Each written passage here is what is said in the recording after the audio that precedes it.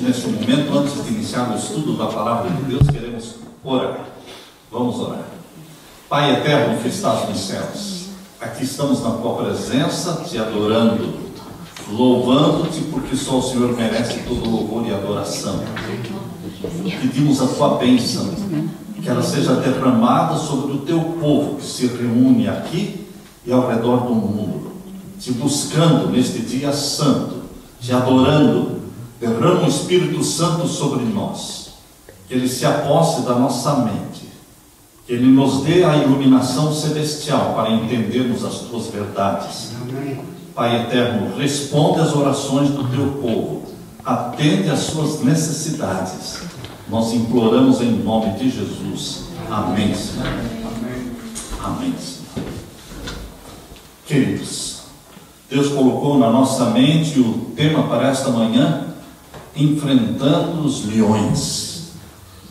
Vocês sabem que para vencer um leão é só um outro leão.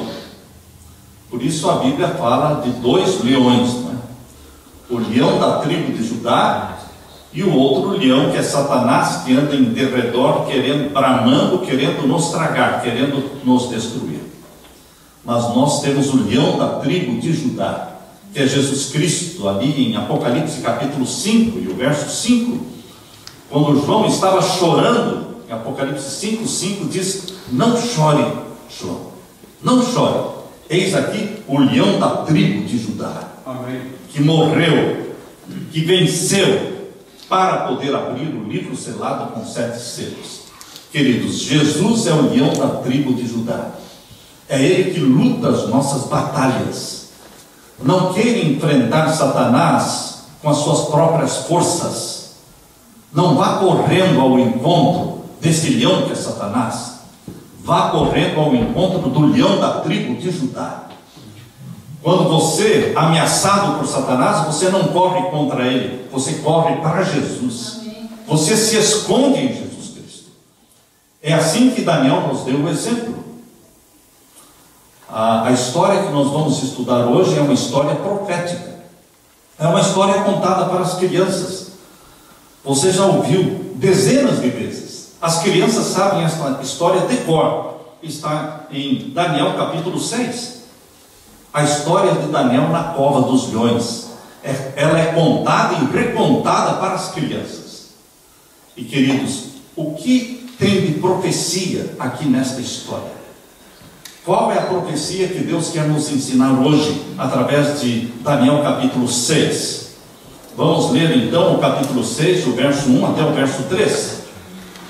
Aqui diz: e pareceu bem a Dario constituir sobre o reino a 120 presidentes que estivessem sobre todo o reino. Babilônia tinha sido derrubada, vencida pelos medos e os persas.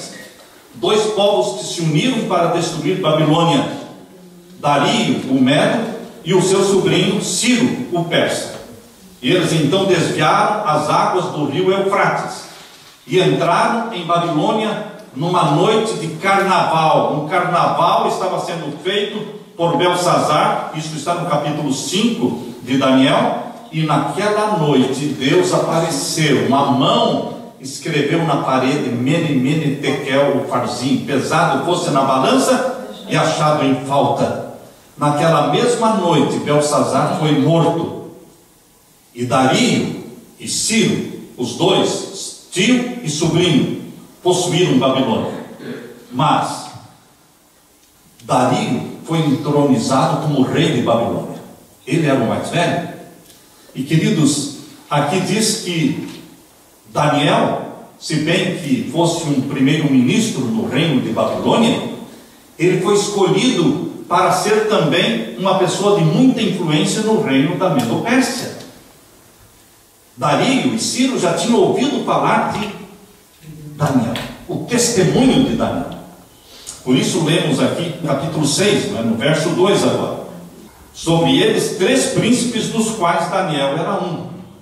Então o rei Dario escolheu 120 presidentes de 120 províncias e colocou 3 presidentes para dominarem e para liderarem os 120, E destes 3 escolhidos, Daniel era um deles, aos quais estes presidentes dessem conta para que o rei não sofresse dano.